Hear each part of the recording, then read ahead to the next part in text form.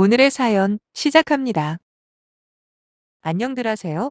최근에 있었던 일 때문에 한동안 마음고생을 좀 했습니다.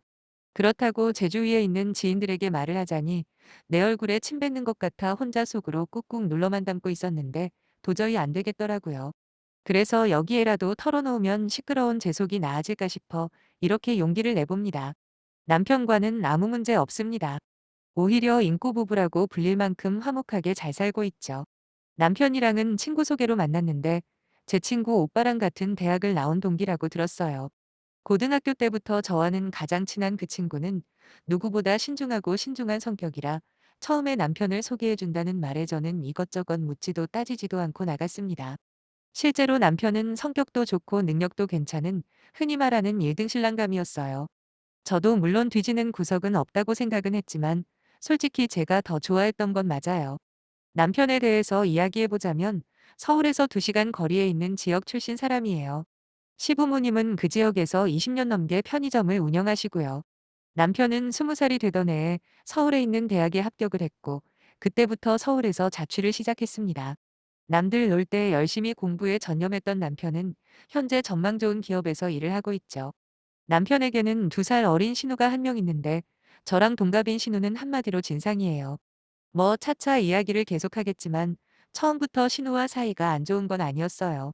맨 처음 신우를 직접 만난 건 남편과 사귀기로 한 지 1년쯤 되는 해였습니다. 남편처럼 서울에 있는 대학에 진학하려고 삼수까지 했지만 결국 실패하고 시가 근처에 있는 대학에 진학을 했다고 해요.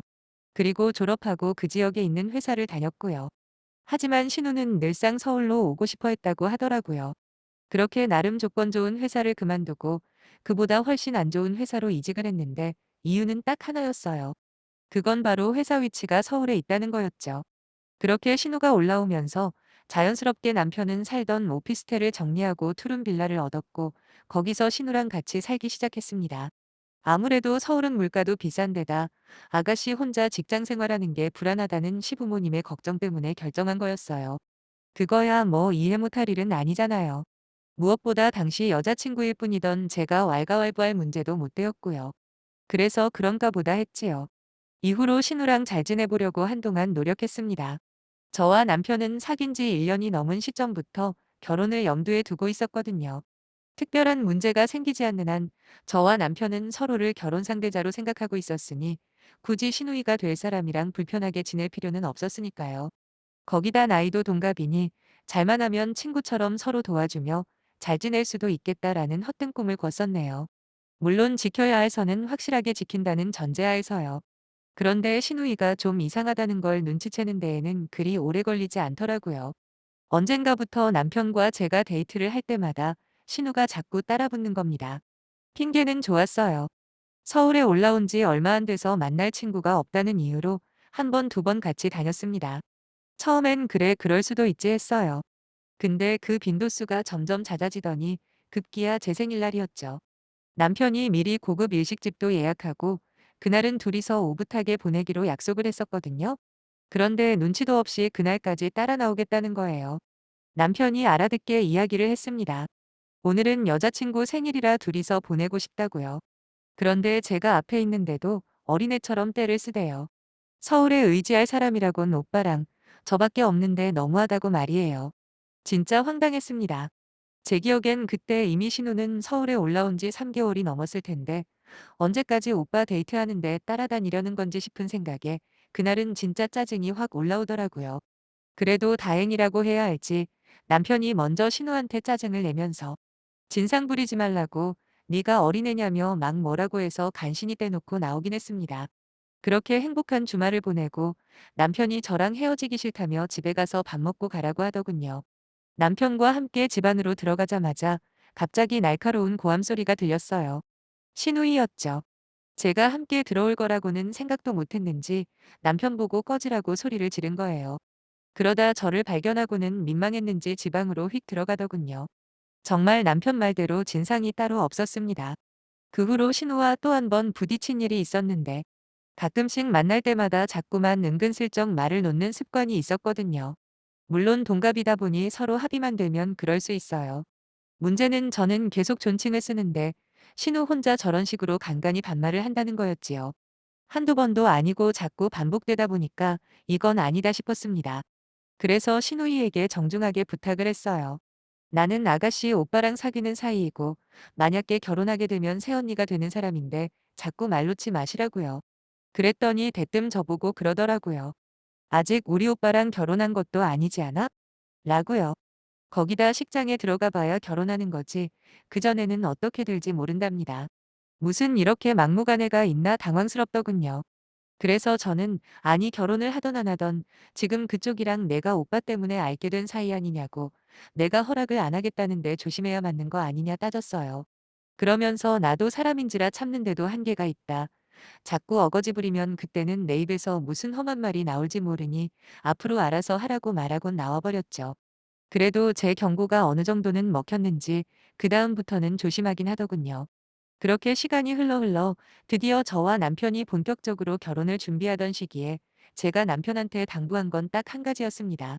우리 둘이 맞춰서 사는 건 각자 책임이니까 그건 서로 노력하면 되는 거고 대신에 시가와 나 사이에서 교통정리만큼은 제대로 처신하라고 했어요. 자신 없으면 결혼하기 전인 지금 이야기하라고. 그럼 깔끔하게 결혼은 포기하겠다고 했더니 남편은 그 부분은 걱정 말랍니다. 자기도 알 건 안다고 하면서 특히 여동생이 얼마나 철이 없는지 누구보다 잘하니까 중간 역할 잘하겠다고 하더라고요. 다행히도 지금까지 남편은 종종 다른 일로 제 속을 썩인 적은 있어도 중간 역할 잘하겠다는 그 약속만큼은 확실하게 지키고 있습니다. 이번 일이 있었을 때도 칼같이 처신했고요. 안 그랬으면 저만 중간에서 복장 꽤나 터졌을 거예요. 생각해보니 결혼할 당시에도 할 말이 조금 있네요.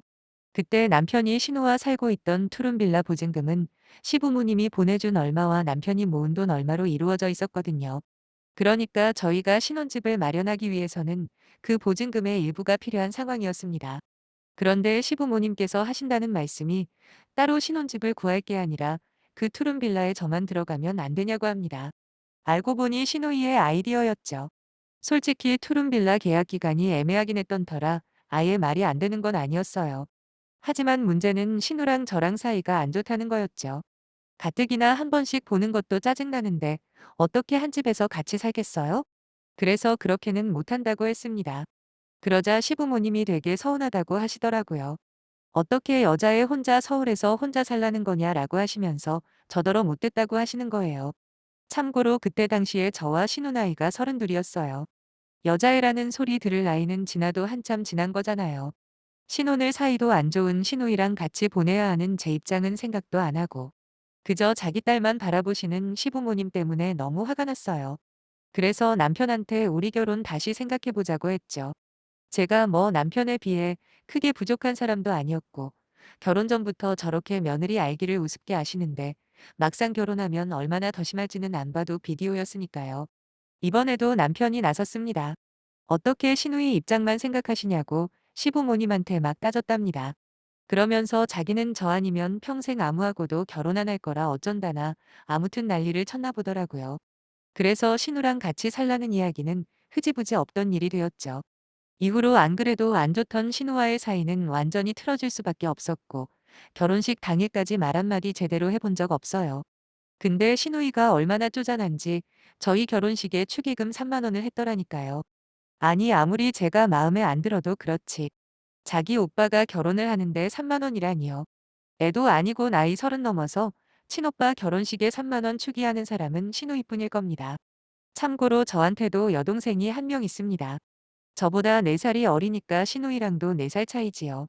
그런데 제 여동생은 결혼 직전에 따로 저를 부르더니 거기서 150만 원을 주더라고요. 그때가 한참 동생이 회사를 다닌 지 2년 차밖에 안 되었는데 언니 결혼한다고 큰돈을 준 겁니다. 진짜 제대로 비교가 되지 않나요? 솔직히 말해서 저는 남편은 사랑하지만 시가 식구들은 그닥 별로라고 생각해요.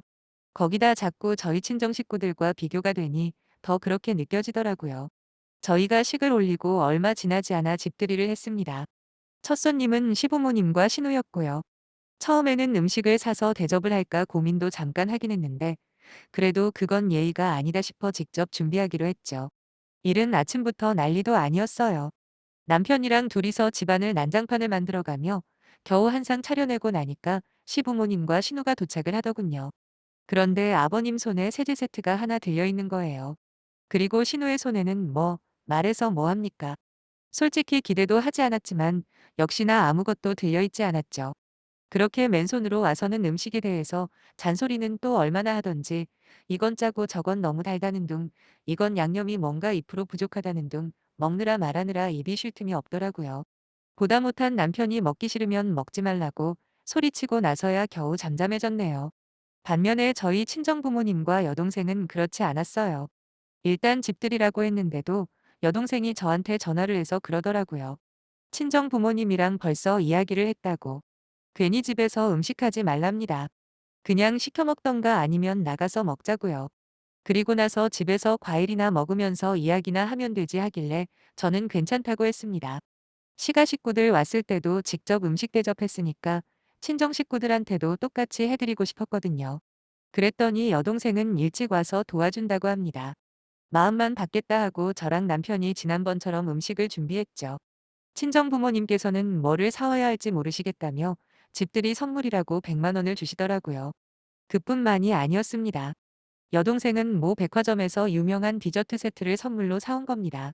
제가 정말 좋아하는 제품인데 구입하는 과정이 만만치가 않았을 텐데 그 정성이 고맙더군요.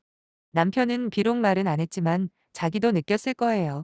시가 식구들이 왔을 때랑 저희 식구들이 왔을 때 어떤 차이가 있는지 말이에요.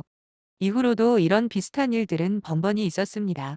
명절이라던가 가족 모임이라던가 또는 저나 남편의 생일 같은 날들마다 상황은 비슷했지요. 특히 명절 같은 경우에 시부모님은 항상 돈 들어가는 일은 응당 저희 부부 담당이 당연하게 여기시더군요. 장보는 비용부터 시부모님한테 드리는 용돈까지 합치면 거의 100만 원 가까이 되었습니다. 물론 저도 내려가서 함께 일을 하는 건 예외로 하고요. 그런데 신우는 일을 도와주기는커녕 지 남자친구랑 데이트한다고 명절 연휴 내내 코빼기도 안 비추더군요. 시부모님도 염치가 없기로는 똑같아 쌌어요. 가족 모임도 그래요. 저희가 먼저 하자는 경우는 거의 없었고 대부분 어머님이나 아버님이 한번 보자 이러시면서 불러 모으세요. 그렇게 외식을 하게 되면 꼭 계산서를 슬며시 저희한테 밀어주시거든요. 솔직히 자식된 도리로 부모님께 식사 대접할 수 있습니다. 하지만 2차로 카페를 가게 되면 커피 정도는 시부모님이나 신우가 살 수도 있는 거 아닙니까? 그런데 그마저도 저희 부부 담당이다 보니 5명이 식사에 디저트까지 하면 적게는 30만 원에서 많게는 50만 원도 넘게 들어요.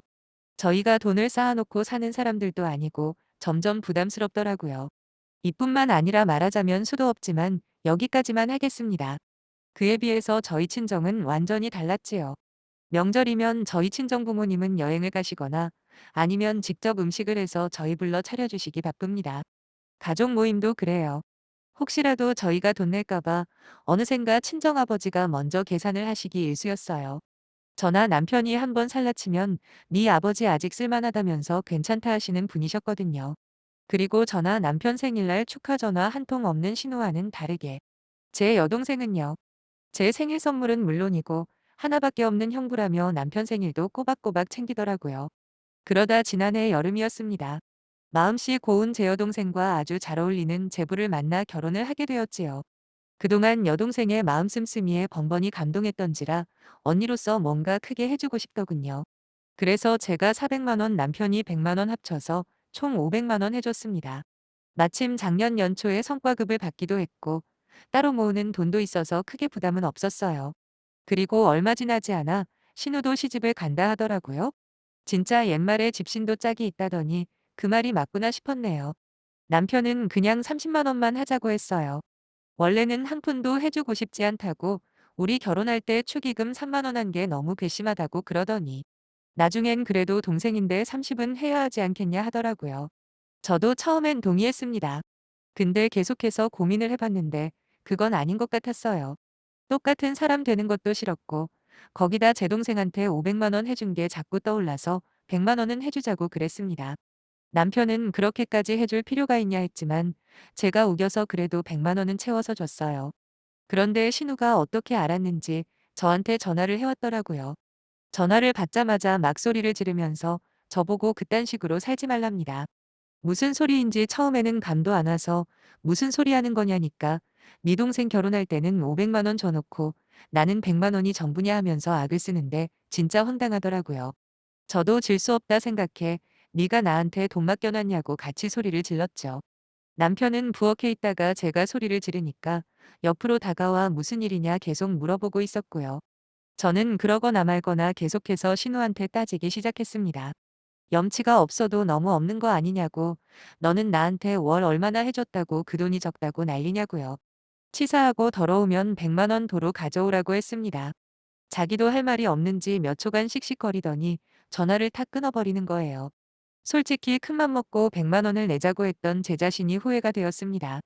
이거야말로 돈 주고 뺨 맞는 격이잖아요. 남편은 계속해서 무슨 대화를 했냐고 물어보는데 솔직하게 말하면 대판 싸움이 날 것 같아서 망설이며 말을 돌리고 있었어요.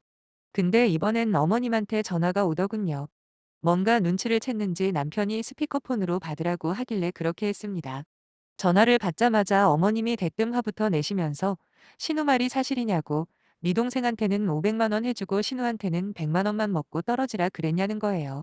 어이가 없어서 그런 말 한 적 없다고 했습니다. 그리고 친정 여동생한테는 결혼 때부터 시작해서 받은 게 참 많다고.